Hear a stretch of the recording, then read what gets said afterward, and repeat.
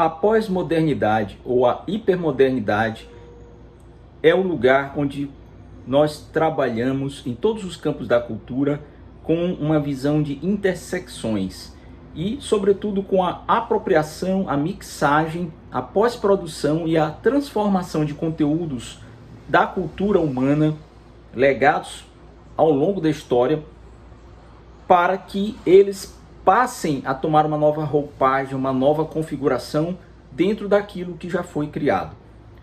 Meu nome é Rogério Rocha, vocês estão aqui comigo para falar um pouco sobre cultura e hipermodernidade.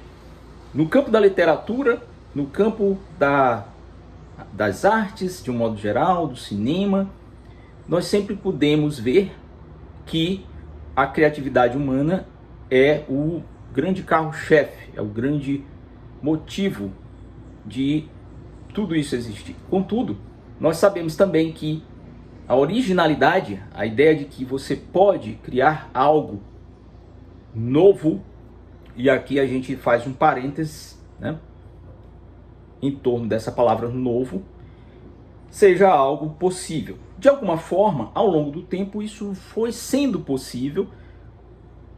Contudo, na medida em que o conhecimento humano e a cultura vai acumulando mais referências, mais conteúdos, a partir dessa criatividade humana, dessa capacidade de explorar o mundo e com vários olhares você criar relações de sentido, textos, contextos, argumentos, ideias, nós chegamos a um ponto, hoje, na hipermodernidade ou na pós-modernidade, em que trabalhamos com uma noção de hiperconexão, de hiperculturalidade, de fragmentação, é bem verdade, de incertezas e de ideias que acabam sendo reaproveitadas. Daí,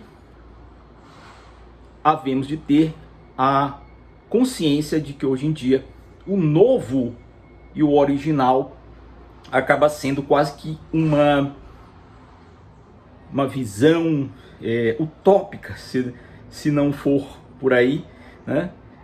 Pelo simples fato de que tudo aquilo que hoje nós temos é um remix, é uma mixagem de referências, é uma pós-produção, é uma apropriação ou uma reapropriação de elementos, fatos, argumentos, ideias, teorias, objetos produzidos pela cultura humana e pelo conhecimento, que vão sendo remodelados, reformados, reautenticados de várias formas, sobretudo agora com o campo da digitalidade, da virtualidade e da informática com o cyberespaço.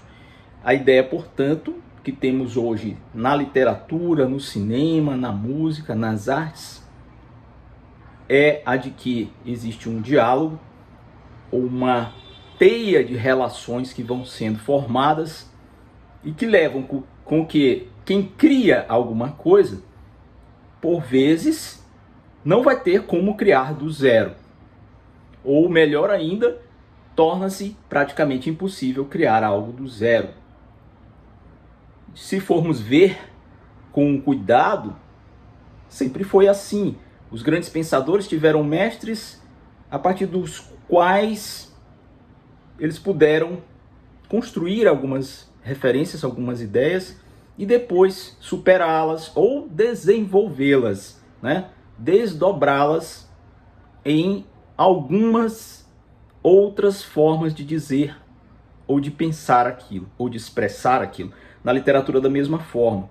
Você lê os poetas para que você possa entender melhor a sua poesia e escrever poesia. Você lê os romancistas não só para entender a contextualização da época, aquilo que viveram e aquilo que pensaram, a moral social, os costumes, o modo de ser e de se comportar de determinados períodos.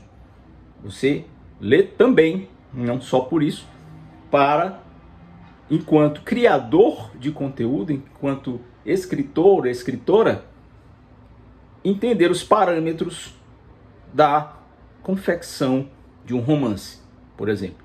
E assim nas outras áreas. Na música você tem um remix, você tem um sampler, você tem as mixagens e você tem o plágio ou as cópias. Tudo isso perpassa uma noção muito complexa de criação original.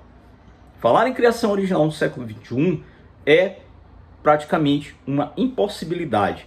Já era antes, no século que nos antecedeu, e já era antes em outros séculos. Com isso, nós podemos concluir, ou pelo menos deduzir, que a criação hoje é um momento coparticipativo. Quando eu crio algo com a minha identidade, eu estou, na verdade, me apropriando devida ou indevidamente, de forma consciente ou inconscientemente, de vários elementos que me antecederam e que antecederam ao meu fazer estético, à minha arte, ao meu campo de atuação do pensamento ou ao meu campo de atuação prática.